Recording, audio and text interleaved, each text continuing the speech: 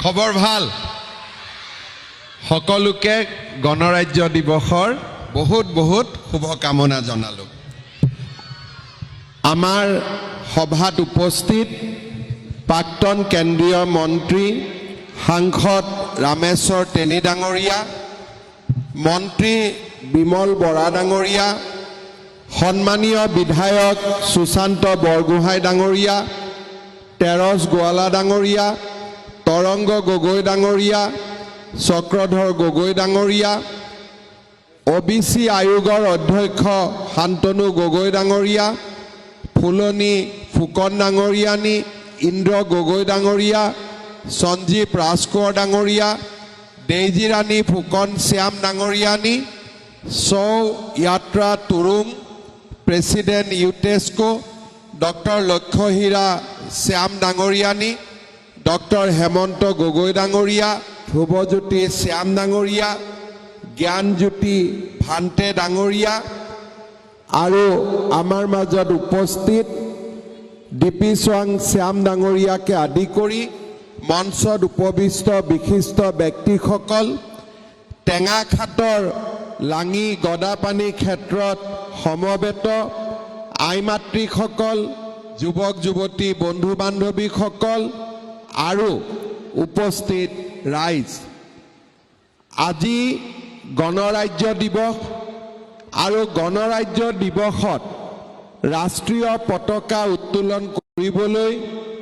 মোৰ ডিব্ৰুগড়লৈ অহাৰ সৌভাগ্য হৈছিল সংযুক্ত টাই জনগোষ্ঠীৰ সামাজিক সাংস্কৃতিক সংঘৰ উদ্যোগত আৰু সকলো টাই জনগোষ্ঠীৰ পৃষ্ঠপোষকতাত টেঙাখাটৰ লাঙি গদাপানী ক্ষেত্ৰত আয়োজিত তৃতীয় টাই জনগোষ্ঠীৰ সাংস্কৃতিক মহোৎসৱ আৰু প্ৰথম আন্তঃৰাষ্ট্ৰীয় টাই যুৱ মহোৎসৱ উপলক্ষে অনুষ্ঠিত এই অনুষ্ঠানতো আজি মোৰ উপস্থিত থকাৰ সৌভাগ্য হৈছে এই বৰ্ণাঢ্য আয়োজনত উপস্থিত ৰাইজক দৰ্শন কৰিবলৈ পাই মই নিজেই সঁচাকৈয়ে গৌৰৱ অনুভৱ কৰিছোঁ উদ্যোক্তাসকলৰ লগতে সদৌ টেঙাখাটবাসী ৰাইজ আজিৰ অনুষ্ঠানৰ উপস্থিত ৰাইজক মই মোৰ শ্ৰদ্ধা নিবেদন কৰিছোঁ মানুহে সমাজ পাতি বাস কৰিবলৈ লোৱাৰে পৰাই জন্ম হৈছিল সংস্কৃতিৰ কোনো এখন সমাজত বসবাস কৰা বিভিন্ন জনগোষ্ঠী অথবা সম্প্ৰদায়ৰ আচাৰ ব্যৱহাৰ ৰীতি নীতি ধৰ্মীয় পৰম্পৰাৰ আলমত জাতিটোৰ বৰ্ণিল সংস্কৃতিয়ে গঢ় লৈ উঠে অতি প্ৰাচীন কালৰে পৰা অসমত বসবাস কৰা থলুৱা জনগোষ্ঠীসমূহৰ সংমিশ্ৰণত লাহে লাহে এটা বৃহত্তৰ অসমীয়া সংস্কৃতিও গঢ় লৈ উঠিছে টাই আহোম টাই খামতি টাই খামিয়াং টাই ফাকে টাই তুৰুং আৰু টাই আইটন এই ছয়টা উপজাতিৰ সমষ্টি টাই জনগোষ্ঠীয়ে বৃহত্তৰ অসমীয়া ভাষা সংস্কৃতি গঢ় দিয়াত সদায়ে এক গুৰুত্বপূৰ্ণ ভূমিকা গ্ৰহণ কৰি আহিছে টাই আহোমসকলৰ কৃষ্টি সংস্কৃতিৰ ৰীতি নীতিৰ পৰম্পৰাৰ প্ৰভাৱ বৃহত্তৰ অসমীয়া জাতিৰ সংস্কৃতিৰ ওপৰত স্পষ্টকৈ দেখা পোৱা যায় অৰুণাচল আৰু উজনি অসমৰ টাই খামতি টাই খামিয়াং টাই ফাকে টাই তুৰুং আৰু টাই আইটনসকল হৈছে বৌদ্ধ ধৰ্মাৱলম্বী অসমৰ বৌদ্ধ ধৰ্মাৱলম্বী টাইমূলৰ লোকসকলক শ্যাম বুলিও কোৱা হয় যোৱা বছৰ ফেব্ৰুৱাৰী মাহত সমৃদ্ধ সংস্কৃতিৰে পূৰ্ণ এনে এখন শ্যাম গাঁৱত মই এনিশা কটোৱাৰ সুযোগ লাভ কৰিছিলোঁ গাঁওখন আছিল গোলাঘাট জিলাৰ সৰুপথাৰ অঞ্চলৰ শতবৰ্ষ গড়কা স্বকীয় বৈশিষ্ট্যৰে ভৰপূৰ 1 নম্বৰ ৰজাপুখুৰী শ্যামগাঁও সেই নিশাটোত এই তাই শ্যামগাঁৱৰ সংস্কৃতিৰ লগত চিনাকি হৈ সঁচাকৈয়ে মই নিজকে গৌৰৱ অনুভৱ কৰিছিলোঁ শ্যামগাঁৱত বাস কৰাত লোকসকলৰ তাই খ্যামিয়াং জনগোষ্ঠীৰ থেৰাবাদা বৌদ্ধ ধৰ্মাৱলম্বী লোক গাঁওসকলৰ প্ৰায় সকলোৱে নিজৰ উপাধি শ্যাম লিখে গাঁৱৰ লোকসকলে ঘৰুৱা কথা বতৰা অসমীয়াত পাতে যদিও নিজস্ব ভাষা কৃষ্টি সংস্কৃতি ধৰি ৰাখি টাই ভাষাৰ শব্দ মিহলি কৰে আৰু সম্বন্ধবোৰো টাই ভাষাৰে সম্বোধন কৰে ধৰ্মীয় কাৰ্যত টাই আৰু পালি ভাষা ব্যৱহাৰ কৰাৰ লগতে টাই লিপিও তেওঁলোকে ব্যৱহাৰ কৰে গাঁৱৰ ৰাইজে বিহাৰদান মহোৎসৱ পয়লেং অনুষ্ঠিত কৰাৰ উপৰিও সদৌ অসম বৌদ্ধ মহাসভা সদৌ অসম ঢুলীয়া ওজা সংস্থা সদৌ অসম ট্ৰাইবেল সংঘ সদৌ অসম পাহাৰীয়া জনজাতি সংস্থাৰ বাৰ্ষিক অধিৱেশনো আয়োজন কৰিছিল গাঁওখনত থকা নিশাটোত মই বয়োজ্যেষ্ঠসকলৰ পৰা আৰম্ভ কৰি নৱ প্ৰজন্মৰ যুৱক যুৱতী গাঁওখনৰ সৰ্বসাধাৰণ ৰাইজৰ সৈতে মত বিনিময় কৰাৰ আৰু থলুৱা আহাৰৰ জুতি লোৱাৰো সুযোগ পাইছিলোঁ গাঁৱৰ শিল্পীসকলে প্ৰদৰ্শন কৰা টাই সংস্কৃতি নৃত্য আজিও মোৰ মন মগজুত সজীৱ হৈ আছে টাই জনগোষ্ঠীৰ বৃহত্তম ঠালটোৱে হৈছে টাই আহোমসকল দৰাচলতে মহান স্বৰ্গদেউ চাওলুং চুকাফাই পাতনি মেলা আহোম ৰাজত্বই অসমৰ ৰাজনৈতিক সামাজিক আৰু অৰ্থনৈতিক ভেটিয়েই শক্তিশালী কৰা নাছিল সমান্তৰালভাৱে থলুৱা আৰু বৈদিক সংস্কৃতিৰ লগত বিনিময় ঘটাই সৃষ্টি কৰিছিল এক বৃহৎ অসমীয়া সংস্কৃতি এই সংস্কৃতিয়ে পৰৱৰ্তী সময়ত অসমীয়া জাতি গঠন প্ৰক্ৰিয়াত অনবদ্য অৰিহণা যোগাইছিল অন্যান্য ক্ষেত্ৰতো টাই সংস্কৃতিৰ লগত থলুৱা সংস্কৃতিৰ বিনিময় ঘটিছিল জ্যেষ্ঠজনৰ মানাৰ্থে আঁঠু লোৱা বোৱাৰীসকলে মূৰত উৰণি টানি সন্মান জনোৱা কিবা বস্তু দিলে বহি দিয়া মান ধৰা আদিৰ উপৰিও কাৰোবাৰ অসুখ হ'লে বা ঘৰুৱা কিবা অপায় মংগল হ'লে তামোল পাণৰ টোপোলা বন্ধা ইত্যাদি বিশ্বাসসমূহ মূলতঃ টাই আহোমসকলৰ সাংস্কৃতিক দিশৰ পৰা টাই আহোমসকলে অসমত এক নতুন সাংস্কৃতিক পৰিৱেশ সৃষ্টি কৰিছিল তেওঁলোকৰ দ্বাৰা অধিকৃত ৰাজ্যৰ ভাষা ধৰ্ম আচাৰ ব্যৱহাৰ সংস্কৃতিৰ গ্ৰহণ কৰি আহোমসকলে এক সমন্বয়ৰ মাজেৰে বৃহৎ অসমীয়া জাতি নিৰ্মাণৰ বাবে নিজকে উৎসৰ্গা কৰিছিল উৎসৱ অনুষ্ঠানৰ যোগেদি মানুহৰ বাহ্যিক আৰু সামাজিক আচৰণ প্ৰকাশ পায় আদিম যুগৰে পৰা মানুহৰ মাজত বিশ্বাসৰ ভেটিত কিছু ৰীতি নীতি আচাৰ ব্যৱহাৰ গঢ় লৈ উঠিছে যিবিলাক লোকে জীৱনে পৰিৱেশন কৰা গীত মাত নৃত্য আদিৰ যোগেদি প্ৰতিফলন ঘটে কোনো জাতি বা সম্প্ৰদায়ৰ সাংস্কৃতিক সামাজিক আৰু অৰ্থনৈতিক জীৱনধাৰাৰ নিদৰ্শন উৎসৱ অনুষ্ঠানৰ মাজেদিয়ে অনুধাৱন কৰিব পৰা যায় এইদৰে মানুহৰ জীৱন সভ্যতা আৰু সংস্কৃতিৰ লগত উৎসৱ অনুষ্ঠানসমূহ ওতঃপ্ৰোতভাৱে জড়িত হৈ পৰে অসমত পৰম্পৰাগত পালন কৰি অহা উৎসৱ অনুষ্ঠানসমূহক লোক সংস্কৃতিৰ পণ্ডিত নবীন চন্দ্ৰ শৰ্মাই ঋতুকালীন উৎসৱ পঞ্জিকা আশ্ৰয়ী উৎসৱ সীমিত অংশগ্ৰহণ কৰা উৎসৱ আৰু সংস্কাৰমূলক উৎসৱ অনুষ্ঠান বুলি শ্ৰেণী বিভাজন কৰিছে আহোম স্বৰ্গদেউসকলৰ ৰাজত্বকালত ভিন ভিন কাৰণত উদযাপিত হোৱা উৎসৱ অনুষ্ঠান আৰু পূজা পাৰ্বণ সম্পৰ্কত বিশিষ্ট পণ্ডিত বিৰিঞ্চি কুমাৰ বৰুৱাই তেওঁৰ অসমীয়া সংস্কৃতি গ্ৰন্থত এনেদৰে উল্লেখ কৰিছিল। আহোম ৰাজত্বৰ পৰা অসমত কিছুমান নতুন উৎসৱ আৰু পূজা পাৰ্বণ প্ৰচলিত হয়। ভালেমান পুৰণি উৎসৱ আৰু পূজা পাৰ্বণ ৰাজসিকভাৱে কৰা হৈছিল। নতুন উৎসৱৰ ভিতৰত ৰাজ অভিষেকৰ সময়ত অনুষ্ঠিত হোৱা ঋকখন আৰু ৰঞ্জয়ত অনুষ্ঠিত হোৱা উৎসৱ উল্লেখ কৰিব পাৰি। দৌল দেৱালয় পুখুৰী আৰু মৈদাম নিৰ্মাণ কৰা আৰু প্ৰতিষ্ঠা উৎসৱ অনুষ্ঠানেৰে সম্পন্ন কৰা হৈছিল। কৃষিজীৱী ৰাইজে কৃষি কাৰ্য আৰম্ভ কৰাৰ সময়ত যেনে হাল বোৱা, কঠীয়া সিঁচা, গোচ লোৱা, ভুই ৰোৱা, হাল উঠা অথবা নাঙল ধোৱা আদি কাৰ্যবোৰ সম্পাদন কৰোঁতে উৎসৱমুখৰ পৰিৱেশ সৃষ্টি কৰি পালন কৰা হৈছিল। পথাৰ শস্যৰে নদন বদন হৈ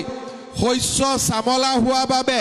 সকলো শস্যৰ উৎপাদিকা শক্তি বৃদ্ধিৰ বাবে আহিন কাতি মাহৰ পথাৰত চোৱা, পথাৰত চাকি দিয়া, ধানৰ আগ কটা, আগ অনা, ভঁৰালৰ আগত চাকি দি লখিমী সুমুওৱা, নতুন ধান মাৰিলে পদূলি মুখত পতানী কুঁৱৰীক এযোৰ আগলি কলপাতত পতান ধানৰ লগতে এচটা শিল, জুমুঠি আৰু লখিমী ফুল আগবঢ়োৱা, কৃষি কৰ্ম শেষ হ'লে লখিমী অনা এই উৎসৱ কৃষিজীৱী ৰাইজে পৰম্পৰাগতভাৱে পালন কৰি আহিছে। নতুন বছৰৰ আৰম্ভণিতে ন ধানৰ চাউলেৰে ন খোৱা উৎসৱ, খেন খাও পূজা, নদাম দেৱতাক পূজা দিয়া আদি সম্পন্ন কৰি পুৰণিক বিদায় দিয়া সময়তো কিছুমান উৎসৱ টাই আহোমসকলে পালন কৰে। আহোমসকলৰ উৎসৱ অনুষ্ঠান গ্ৰন্থত উল্লেখ কৰা অনুসৰি আহোমসকলৰ দ্বাৰা অনুষ্ঠিত কৰা উৎসৱসমূহ বছৰৰ শেষত মা শিৱচং মাহত দাম দেৱতাক খেন খাও দি পূজা আগবঢ়াই অনুষ্ঠিত কৰে। বছৰৰ আৰম্ভণিতে মা দিনসিং মাহত নখোৱা উৎসৱ পাতি বছৰক আদৰণি জনোৱা আহোমসকলৰ পৰম্পৰাগত ৰীতি। বিষুৱ সংক্ৰান্তিত অনুষ্ঠিত হোৱা বহাগ বিহু, মকৰ সংক্ৰান্তিত অনুষ্ঠিত হোৱা মাঘ বিহু আৰু আহিন মাহৰ সংক্ৰান্তিত অনুষ্ঠিত হোৱা কাতি বিহু আৰু প্ৰতি বছৰৰ নিৰ্দিষ্ট দিনত উপৰি পুৰুষক সামূহিকভাৱে তৰ্পণ দিয়া মেডাম মেফি আৰু প্ৰতি 12 বছৰৰ মূৰত অনুষ্ঠিত হোৱা উম্ফা পূজা আদি উৎসৱসমূহ পঞ্জিকাত উল্লেখিত দিন, মাহ, নক্ষত্ৰ অনুযায়ী অনুষ্ঠিত হৈ আহিছে। সেইদৰে বিদ্যাৰ অধিষ্ঠাতা দেৱতা হিচাপে গণ্য কৰা জাচিংফা পূজা প্ৰতি বছৰৰ মাঘ মাহৰ পঞ্চমী তিথিত আৰু ফুৰালুঙৰ অনুৰূপ বৰসভা, নাম কীৰ্তন আদিও নিৰ্দিষ্ট উপলক্ষত অনুষ্ঠিত হৈ আহিছে। আহোমসকলৰ জীৱন বৃত্তৰ লগত জড়িত জন্ম, বিবাহ আৰু মৃত্যুৰ সৈতে জড়িত সংস্কাৰমূলক কামবোৰ স্বকীয় ৰীতি নীতিৰে পালন কৰি আহিছে। বিবাহ কাৰ্য আহোমসকলে চক্ৰং প্ৰথাৰে সমাপন কৰে। বিবাহৰ লগত সম্পৰ্কিত নপুৰুষৰ চাউল খোৱা, জাকৈ মাৰি আয়ুস তোলা, মহামৃতকক দামৰ খুঁটাত স্মৰণ কৰি নৈবদ্য আগবঢ়োৱা আদি অনুষ্ঠানো পালন কৰে। জীৱন বৃত্তৰ শেষ পৰ্ব হৈছে শৱ সৎকাৰ অথবা কাঠ সংস্কাৰ কৰি মৈদাম দিয়া কাৰ্য। মৃত্যুৰ পিছত বিদেহ আত্মাৰ সদগতিৰ কামনাৰে 3 দিনত দেউলিঙীয়া, 10 দিনত দহা, 10 দিনৰ পাছত সকাম ভোজ ভাত দিয়া, দাম খুঁটাত মৃতকত নৈবদ্য আগবঢ়াই তৰ্পণ কৰা আদিয়ে আহোমসকলৰ পালনীয় আচাৰ অনুষ্ঠান। মৃত্যুৰ লগত জড়িত অনুষ্ঠানৰ ভিতৰত আহোমসকলে পূৰ্বতে শৱ মৈদাম দি পুতিছিল। স্বৰ্গদেউ ৰুদ্ৰসিংহৰ দিনৰ পৰা কাঠ সংস্কাৰ নকৰাকৈ শৱ মৈদাম দিয়াৰ পৰিৱৰ্তে কাঠ সংস্কাৰ কৰি তাৰে ছাইখিনি মৈদাম দিয়াৰ ব্যৱস্থা কৰা হৈছিল। বৰ ৰজা ফুলেশ্বৰী কুঁৱৰীয়ে সাধাৰণ আহোমসকলক শৱদাহ কৰাৰ নিয়ম প্ৰচলিত কৰা আৰু ৰাজেশ্বৰ সিংহৰ মৃতদেহ দাহ কৰাৰ কথা বুৰঞ্জীত উল্লেখ আছে। অসমীয়া সংস্কৃতিৰ অপৰিহাৰ্য অংগ বিহু উৎসৱৰ জন্ম আৰু বিকাশৰ সৈতে জড়িত হৈ আছে টাই আহোমৰ সংস্কৃতি। টাই আহোমসকলে সৌমাৰত প্ৰৱেশ কৰাৰে পৰা তেওঁলোকৰ লগত লৈ অহা ধৰ্মীয় ৰীতি নীতি, আচাৰ ব্যৱহাৰ আৰু নিজস্ব পৰম্পৰা অটুট ৰাখি তিনিটা বিহু আজিও পালন কৰি আহিছে। বসন্ত ঋতুৰ পৰশত প্ৰকৃতিৰ ৰূপ বিনন্দিয়া হোৱাৰ সময়তে অনুষ্ঠিত হোৱা বিহুক লীলা গগৈয়ে নামাকৰণ কৰিছিল এইদৰে: গৰু বিহুৰ পৰা 7 দিন জুৰি 7 বিহু, ক্ৰমে গৰু বিহু, মানুহ বিহু, হাত বিহু, চেনেহী বিহু, মাইকী বিহু, ৰঙালী বিহু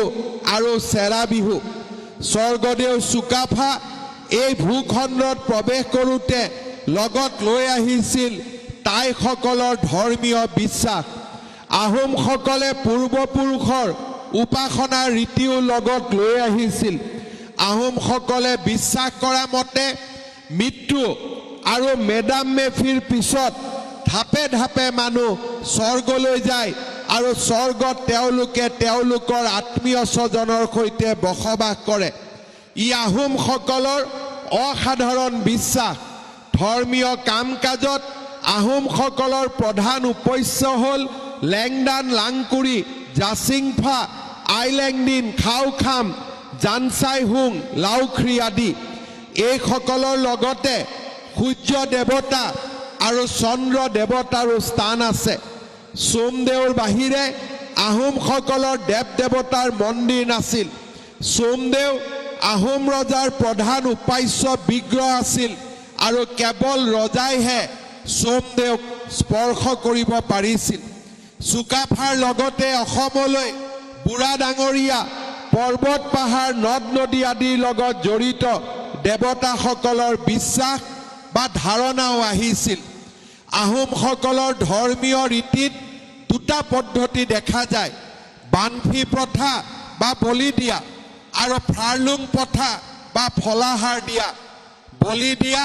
অৰ্থাৎ বানফি পদ্ধতিৰ পৰম্পৰা সাধাৰণতে ৰাজকীয় পৃষ্ঠপোষকতাত কৰা হয়। উমফা পূজাও বানফি পদ্ধতিৰে কৰা হয়। আহোমসকলে মেডাম মেফি পূজা বাৰ্ষিক শ্ৰাদ্ধৰূপে পালন কৰি উপৰি পুৰুষক স্মৰণ কৰাটো এক পৰম্পৰাগত ৰীতি। তেওঁলোকে বিশ্বাস কৰে মানুহৰ মৃত্যু হ'লে কিছুদিন দাম হৈ থাকি পিছত ফিলৈ উন্নীত হয়। তেওঁলোকে মানুহ মৰিলে দেৱতা হয় বুলি বিশ্বাস কৰে। আহোমসকলৰ জীয়ৰ মৃত্যুৰ পিছত আত্মাই পৰম চৈতন্যৰ দ্বাৰা ঐশ্বৰিক শক্তি সম্পন্ন হৈ জীৱিত বংশ পৰিয়ালক অলৌকিক কৃপাদান কৰে বুলিও বিশ্বাস কৰে। সেয়ে মৃতক উপৰি পুৰুষৰ আশীৰ্বাদ বিচাৰিবৰ বাবে প্ৰত্যেক পৰিয়ালে তেওঁলোকৰ ৰান্ধনীশালৰ ভাতৰ চৰুৰ দিশতে দামখুটা স্থাপন কৰে। এই দামখুটাতেই টাই আহোমসকলে বিভিন্ন উপলক্ষত মৃতক আৰু স্বৰ্গৰ দেৱতালৈ বিবিধ উপাচাৰ দি পূজা আগবঢ়ায়। আহোম সমাজে বৌদ্ধিক সত্তাৰে পালন কৰি অহা আন এটি প্ৰধান পূজা হৈছে ফুৰালুং। আহোমসকলে বিভিন্ন উপলক্ষত নিজস্ব পৰম্পৰাৰে পালন কৰি অহা উৎসৱ অনুষ্ঠানসমূহৰ ভিতৰত দাম পূজা এক অন্যতম অনুষ্ঠান। আহোম যুগতে স্বৰ্গদেউসকলে পৰম্পৰাগতভাৱে পালন কৰা ধৰ্মীয় উৎসৱ অনুষ্ঠানবোৰৰ ভিতৰত দিকখন মুংখন হৈছে গুৰুত্বপূৰ্ণ ধৰ্মীয় উৎসৱ। এই উৎসৱ আহোম স্বৰ্গদেউসকলে বিভিন্ন উপলক্ষত অনুষ্ঠিত কৰিছিল বুলি আহোম বুৰঞ্জীয়ে সম্ভেদ দিয়ে। টাই আহোমসকলৰ লগতে অন্যান্য টাই জনগোষ্ঠী টাই খামতি, টাই ফাকে, টাই খামিয়াং, টাই তুৰু আৰু টাই আইতনসকলেও পৰম্পৰাগতভাৱে বিভিন্ন পূজাসমূহ পালন কৰি আহিছে। টাই সংস্কৃতিত জাত পাত উচ্চ নিচৰ ভাৱৰ কোনো স্থান নাই কোনো জাতিকেই তাইসকলে অস্পৃশ্য বুলি গণ্য নকৰে সকলো সম্প্ৰদায়ৰ লগতে মুকলিকৈ খোৱা বোৱা বিয়া বাৰু আজা কৰাত কোনো সামাজিক বাধা নথকা তাই সংস্কৃতি আৰু পৰম্পৰাই দেশৰ সমতা আৰু সামাজিক ন্যায়ৰ বাতাবৰণক অধিক সুদৃঢ় কৰি আহিছে সাজপাৰৰ ক্ষেত্ৰত তাই সংস্কৃতি আৰু থলুৱা সংস্কৃতিৰ মাজত বিনিময় ঘটিছিল আহোমসকলৰ পুৰুষ মহিলাই অসমলৈ আহি প্ৰথমতে কলা পটলুং কলা মেখেলা ৰঙা ৰঙৰ গা চুটি হাত দীঘল চোলা পিন্ধিছিল কিন্তু পিছলৈ তেওঁলোকে সাজপাৰত থলুৱা প্ৰভাৱ পেলাবলৈ আৰম্ভ কৰে আহোম ৰাজ আভৰণৰ বিশেষ পৰিৱৰ্তন ঘটে ৰুদ্ৰসিংহৰ দিনৰে পৰা তেওঁ ভাৰতৰ বিভিন্ন ঠাইৰ পৰা সাজপাৰৰ আৰ্হি আৰু পিন্ধন উৰণৰ পদ্ধতি কটকীৰ হতুৱাই লৈ আহিছিল থলুৱা জনগোষ্ঠী চুতীয়া বাৰভূঞা আদি জাতিৰ পৰা বসুৱাল টঙালী আৰু গামোচাৰ আৰ্হিলৈ তৈয়াৰ কৰা বিভিন্ন প্ৰকাৰৰ সাজপাৰ ৰজাঘৰ প্ৰজাঘৰত ব্যৱহৃত হৈছিল পিছলৈ তেনে সাজপাৰৰ আৰ্হি সত্ৰীয়া সংস্কৃতিটো সোমাই পৰিছিল আহোম মহিলাই পৰিধান কৰা তিনি বস্ত্ৰৰ ভিতৰত ৰিহা আছিল অন্যতম তাই আহোমসকলে নিজা লিপি আৰু ভাষা থকা সত্ত্বেও থলুৱা লোকৰ মাজত জাপি নিদি অসমীয়া লিপি আৰু ভাষা গ্ৰহণ কৰি ইয়াৰ বিকাশ আৰু প্ৰসাৰৰ কাৰণে প্ৰচেষ্টা কৰিছিল এনেধৰণে নিজ ধৰ্ম থকা সত্ত্বেও হিন্দু আৰু নৱ বৈষ্ণৱ ধৰ্ম গ্ৰহণ কৰি দৌল দেৱালয় সত্ৰ নামঘৰ আদি নিৰ্মাণ কৰি তেওঁলোকৰ মাজত থকা গুণগ্ৰাহিতা সহিষ্ণুতা আৰু উদাৰতাৰ উৎকৃষ্টতম নিদৰ্শন দেখুৱাইছিল প্ৰকৃতি সংৰক্ষণ তাই সংস্কৃতিৰ এক অন্যতম পৰম্পৰা তাই সকলৰ আধ্যাত্মিক চেতনা আৰু পৰম্পৰাগত জীৱনশৈলীৰ মাজত বনাঞ্চলে গুৰুত্বপূৰ্ণ ভূমিকা গ্ৰহণ কৰি আহিছে বৌদ্ধ মন্দিৰসমূহত বিভিন্ন উৎসৱ উদযাপনৰ বাবে বৃক্ষৰোপণ কৰাটো এক পুৰণি পৰম্পৰা তাই জনগোষ্ঠীৰ এটি ঠাল তাই ফাকেসকল বৌদ্ধ ধৰ্মৰ অনুগামী হোৱাৰে পৰা ধৰ্মীয়ভাৱে বৃক্ষৰোপণ আৰু জৈৱ বৈচিত্ৰ্যৰ সংৰক্ষণৰ দিশত কাম কৰি আহিছে বৌদ্ধ বিহাৰসমূহৰ চোতালত বিভিন্ন প্ৰজাতিৰ গছ-গছনি পোৱা যায় এক অৰ্থত বৌদ্ধ মন্দিৰৰ চোতালসমূহে উদ্ভিদ প্ৰজাতিৰ সংৰক্ষণত গুৰুত্বপূৰ্ণ ভূমিকা পালন কৰি আহিছে বৌদ্ধ মন্দিৰৰ অন্যতম প্ৰধান প্ৰয়োজনীয়তা হ'ল মন্দিৰৰ চোতালত কিছুমান গছৰ উপস্থিতি যিবোৰক ফাকেসকলকে ধৰি তাইসকলে নং বা পবিত্ৰ গছ বুলি গণ্য কৰে মন্দিৰৰ চোতালত নং গছৰ খেতি আন গছ জোপোহা আৰু ঘাঁহ জাতীয় উদ্ভিদৰ সৈতে ভগৱান বুদ্ধলৈ উৎসৰ্গ কৰা উদ্দেশ্যে ৰোপণ কৰা হয় নং গছৰ ক্ষতি কৰাটো কঠোৰভাৱে নিষিদ্ধ নামফাকে গাঁওসমূহত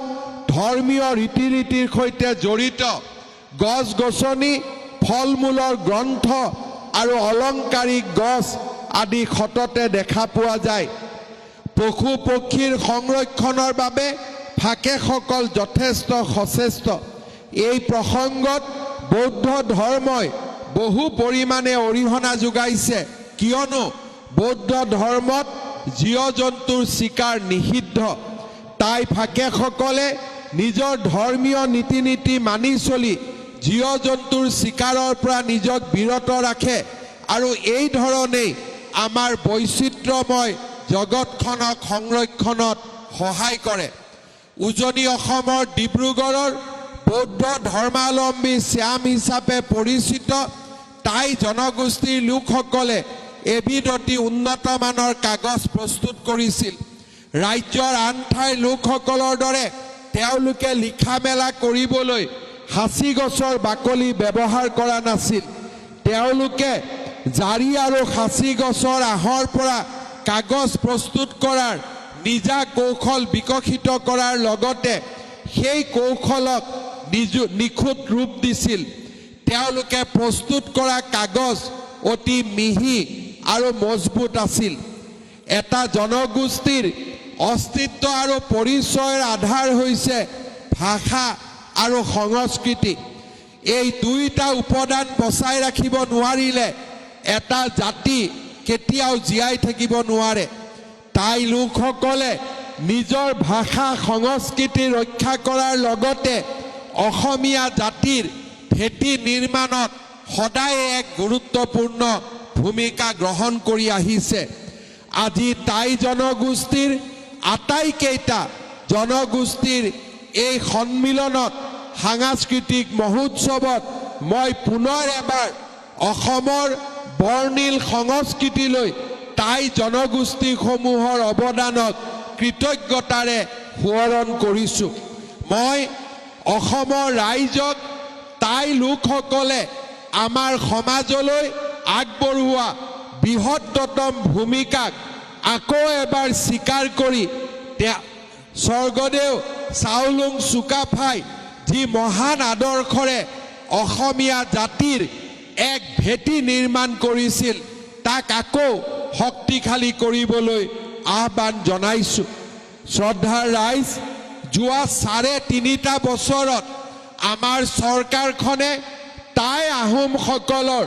বৰ্ণিল ইতিহাসক সাংস্কৃতিক পৰম্পৰাক জগত সভালৈ লৈ যাবৰ বাবে প্ৰচেষ্টা চলাই আহিছে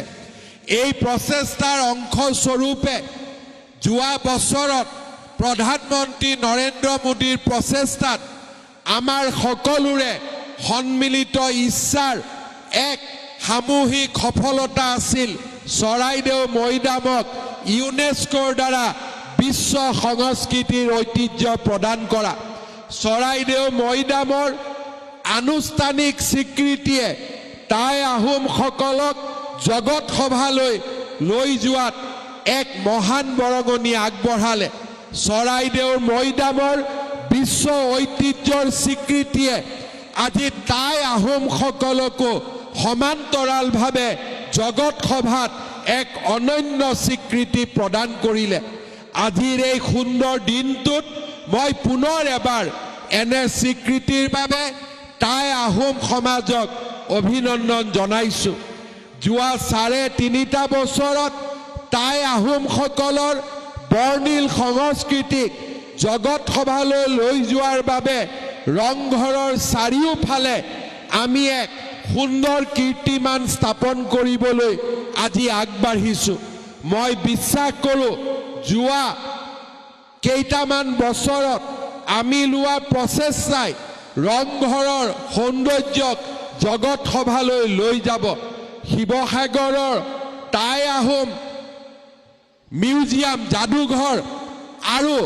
চুকাফা সমন্বয় ক্ষেত্ৰত নতুনকৈ মিউজিয়াম আদিৰ নিৰ্মাণে তাই আহোম সমাজখনক জগত সভালৈ লৈ যোৱাৰ বাবে আমাৰ প্ৰচেষ্টাত নতুন গতি লাভ কৰিছে টিপামত স্বৰ্গদেউ চুকাফাই প্ৰথমবাৰৰ বাবে অসমত প্ৰৱেশ কৰি অসমীয়া জাতিক ধন্য কৰিছিলে আজি সেই টিপামতে 52 ফুট উচ্চতাৰে আমি স্বৰ্গদেউ চাওলুং চুকাফাৰ প্ৰতিমূৰ্তি নিৰ্মাণৰ দিশত আগবাঢ়িছোঁ সমান্তৰালভাৱে অসমৰ শৌৰ্য আৰু বীৰ্যৰে আমাৰ জাতিটোক সমগ্ৰ কালৰ বাবে মহান কৰি থৈ যোৱা লাচিত বৰফুকনৰ সমাধিস্থলত অৰ্থাৎ হোলোঙাপাৰত আমি যি বিশাল স্মৃতি ক্ষেত্ৰ নিৰ্মাণ কৰিছোঁ সি অসমীয়া জাতিৰ শৌৰ্য আৰু বীৰ্যৰ এক সাহসৰ প্ৰতীক হৈ পৰিছে মই আজি গৌৰৱেৰে সৈতে আৰু গৌৰৱৰ লগতে অত্যন্ত বিনম্ৰতাৰে সৈতে মই ক'ব বিচাৰোঁ যে যোৱা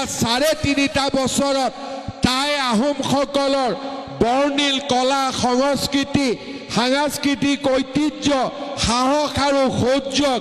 জগত সভালৈ লৈ যোৱাৰ বাবে যোৱা ৩.৫ বছৰত যিমান প্ৰচেষ্টা হাতত লোৱা হৈছে যোৱা ৭৫ বছৰত স্বাধীন ভাৰতত কেতিয়াও তেনে প্ৰচেষ্টা হাতত লোৱা হোৱা নাছিল। আজি লাচিত বৰফুকনৰ জীৱন বৃত্তান্তত আমি ভাৰতৰ সকলো ভাষালৈ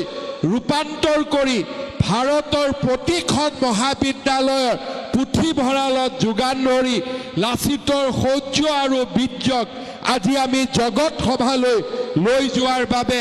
ডাঙৰ আৰু সুমহান সিদ্ধান্ত আমি গ্ৰহণ কৰিব পাৰিছোঁ। মই বিশ্বাস কৰোঁ টাই আহোমসকলৰ লগতে প্ৰতিটো টাই জনগোষ্ঠীয়ে অসমৰ জাতীয় জীৱনলৈ যি মহান বৰঙণি আগবঢ়াই থৈ গ'ল তাক পুনৰ এবাৰ বিশ্বৰ দৰবাৰত লৈ যোৱাৰ বাবে আমাৰ চৰকাৰখনে লোৱা প্ৰচেষ্টাক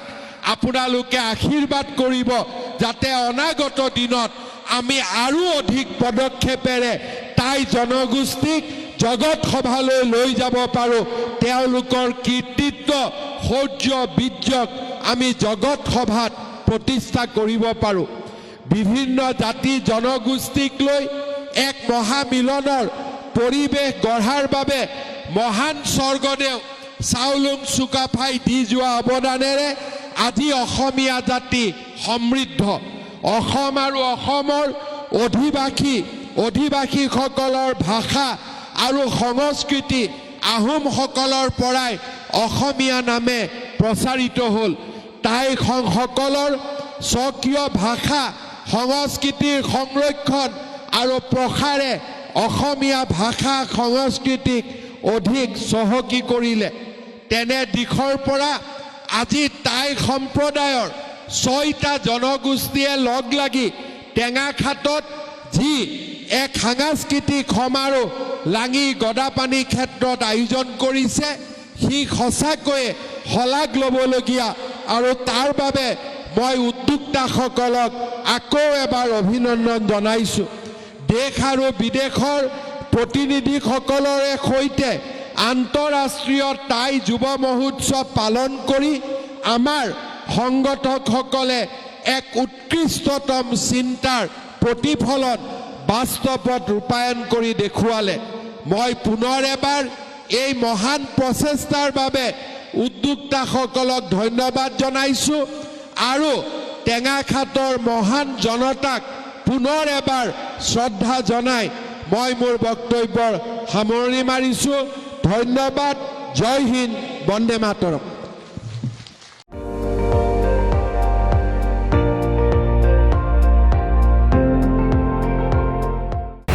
আপুনি চাই আছে ND24, সৰ্বশ্ৰেষ্ঠ নহয় সৰ্বোত্তমৰ দৌৰত।